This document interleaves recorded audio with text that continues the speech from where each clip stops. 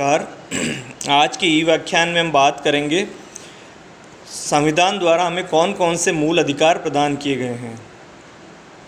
संक्षिप्त में उन अधिकारों के बारे में जानेंगे कि वो अधिकारों की हेडिंग्स क्या है और उन अधिकारों के अंदर क्या अधिकार दिया गया है।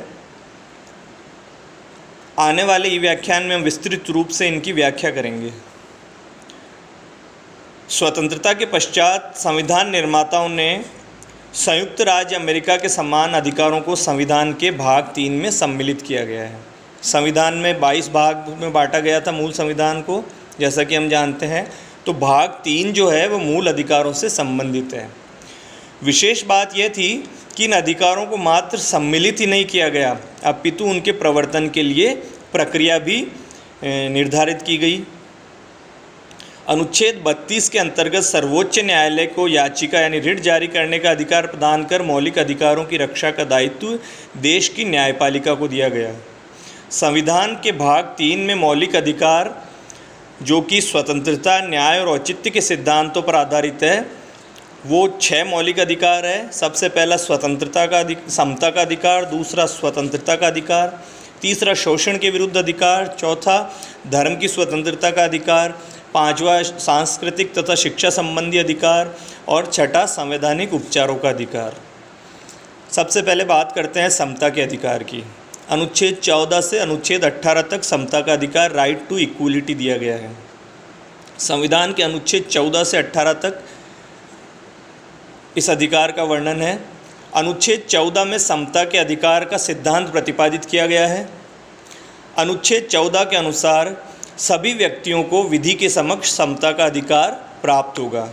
राज्य द्वारा विधि के समक्ष समता के अधिकार से किसी भी व्यक्ति को वंचित नहीं किया जाएगा। इसी प्रकार विधि का समान संरक्षण प्रदान किया जाएगा, अर्थात समान परिस्थितियों में समान व्यक्तियों को समान विधि द्वारा समता का अधिकार प्राप्त होगा। यानी इसमें 3 परिस्थितियां हैं, 3 विशेष वर्ड्स हैं: समान परिस्थिति, समान व्यक्ति और समान विधियाँ। जब परिस्थितियाँ समान है और व्यक्ति भी समान है तो उनको विधि के समक्ष समता का अधिकार होगा। अनुच्छेद 15 से 18 तक समता के विशिष्ट अधिकारों का वर्णन किया गया है।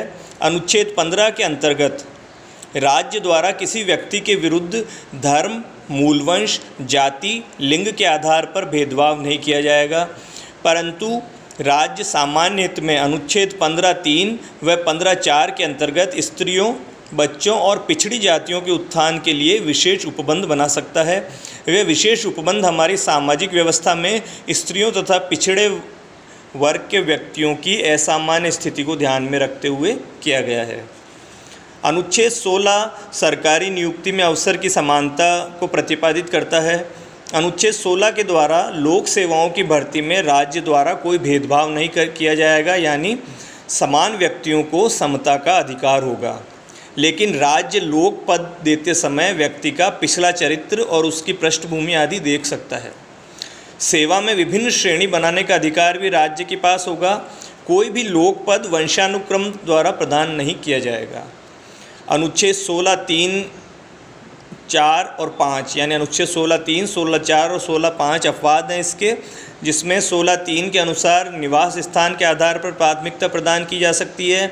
16(4) के अनुसार पिछड़े वर्ग के लिए पदों को आरक्षित किया जा सकता है और 16(5) के अनुसार धार्मिक पदों के लिए विशेष धर्मावलंबियों की नियुक्ति की जा सकती है।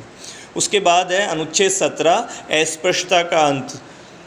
अनुच्छेद 17 के द्वारा युगों से चली आ रही छुआछूत की परंपरा का उन्मूलन कर दिया गया, उसे समाप्त कर दिया गया है। इसके द्वारा संसद को अधिकार दिया गया है कि वह ऐसी विधि पारित कर सकती है जिसके द्वारा अस्पृश्यता को अपराध मानकर दंडित किया जा सके।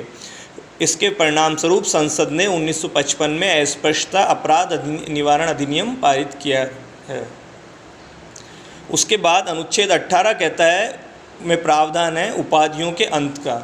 अनुच्छेद 18 के अंतर्गत राज्य द्वारा शैक्षणिक तथा सैनिक उपाधियों को छोड़कर किसी भी प्रकार की उपाधि किसी भी व्यक्ति को नहीं दी जाएगी। न ही कोई भारतीय नागरिक विदेशी सरकार से कोई उपाधि या भेंट स्वीकार कर सकता है। कोई विदेशी व्यक्ति या भारतीय नागरिक जो भारतीय सरकार के अधीन कार्य कर रहा है, राष्ट्रपति की आज्ञा के बिना विदेश से कोई उपाधि स्वीकार नहीं करेगा। उसके बाद दूसरा अधिकार जो आता है स्वतंत्रता का अधिकार, राइट टू फ्रीडम। अनुच्छेद 19 के द्वारा भारतीय नागरिकों को स्वतंत्रता का अधिकार दिया गया है। इस अधिकार में सम्मिलित है पहला, भाषण और अभिव्यक्ति की स्वतंत्रता, दूसरा, शांतिपूर्वक बिना हथियार के सभा और सम्मेलन करने की स्वतंत्रता, तीसरा, संघ बनाने की स्वतंत्रता, चौथा, आवास की स्वतंत्रता, पांचवा, भारत राज्य क्षेत्र में कहीं भी भ्रमण करने, स्वतंत्र विचरण करने की स्वतंत्रता, और छठा है पेशा, व्यवसाय, वाणिज्य एवं व्यापार की स्वतंत्रता। लेकिन किसी भी देश के नागरिकों के अधिकार असीमित नहीं हुआ करते हैं। हमारे संविधान के अनुसार इन स्वतंत्रताओं का उपभोग जनहित में, नैतिकता और देश की सुरक्षा व एकता को ध्यान में रखते हुए किया जाएगा। इसलिए अनुच्छेद 19(2) से 19(6) तक उपरोक्त स्वतंत्रताओं पर युक्त प्रतिबंध की व्यवस्था की गई है।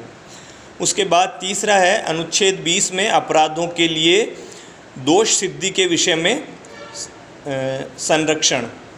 अनुच्छेद 20 के द्वारा उन व्यक्तियों पर जिन पर अपराध का अभियोग लगाया गया है उससे कुछ संवैधानिक संरक्षण प्रदान किए गए हैं, जो इस प्रकार हैं। सबसे पहला तो है कार्यतर विधि से संरक्षण, यानी किसी भी व्यक्ति को प्रचलित विधि के अंतर्गत होने वाले अपराध के लिए ही दंडित किया जाएगा।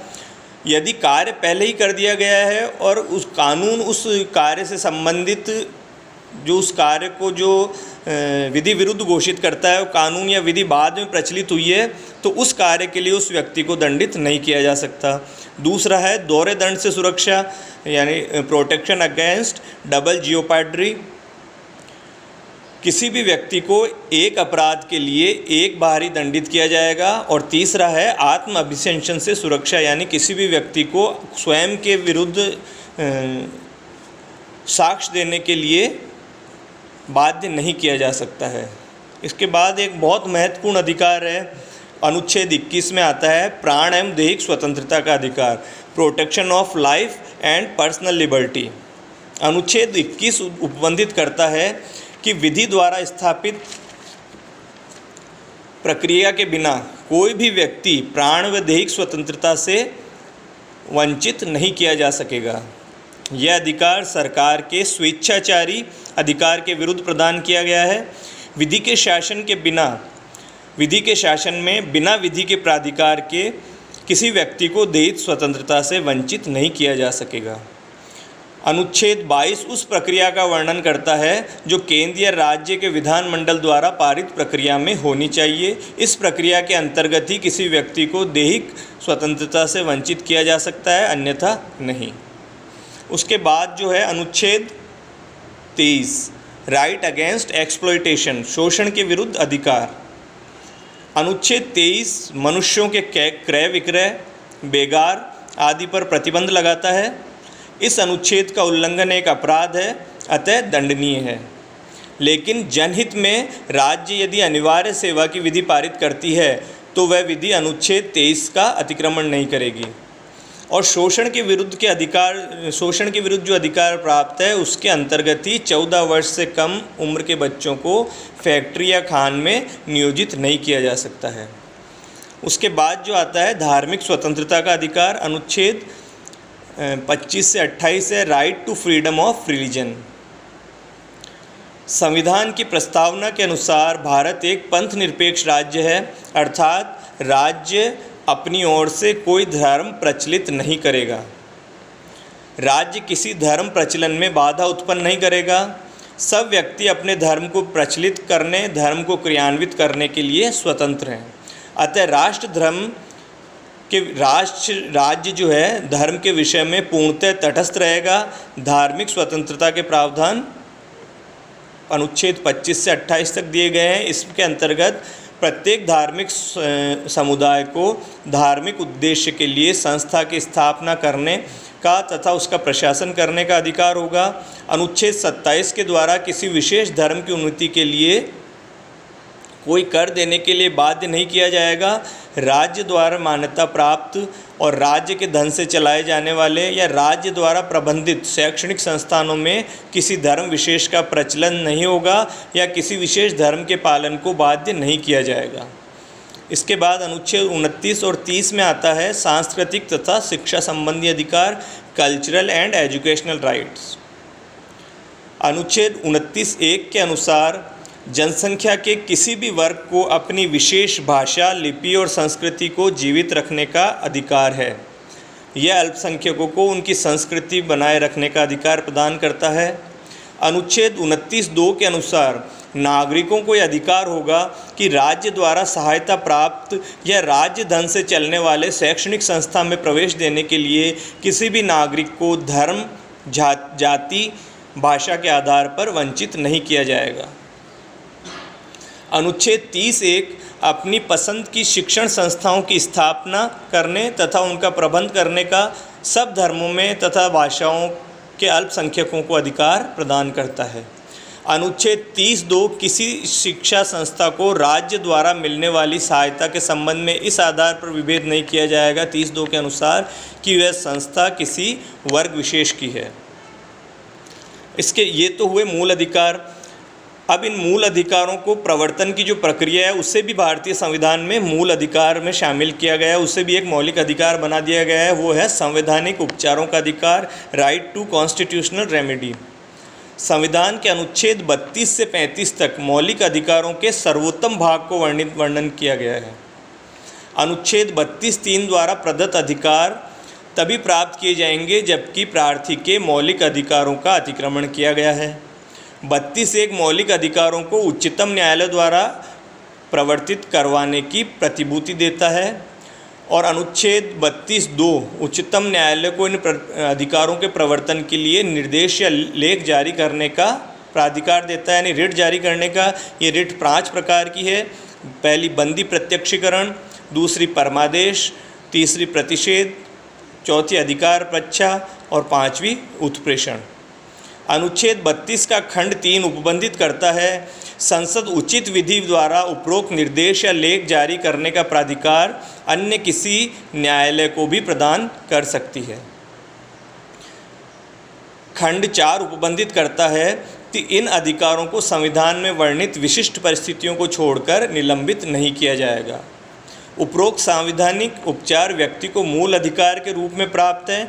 इन उपचारों को दिलाने में न्यायालय विवेकी शक्ति का प्रयोग नहीं कर सकता, यानी न्यायालय के लिए मैंडेटरी आवश्यक है कि यदि इन व्यक्ति के मूल अधिकारों का उल्लंघन होता है और व्यक्ति न्यायालय में याचिका दायर करता है तो न्यायालय को उनको उपचार प्रदान करना ही पड़ेगा। इस संवैधानिक उपचारों का अधिकार इसलिए मौलिक अधिकार में सम्मिलित किया गया है। तो ये थे संविधान में प्रदत्त भाग 3 में जो मौलिक अधिकार दिए गए उनके बारे में एक संक्षिप्त विवरण। आगे वाले व्याख्यानों में हम एक एक अधिकार के बारे में विस्तृत चर्चा करेंगे। आज के लिए इतना ही। धन्यवाद। जय हिंद।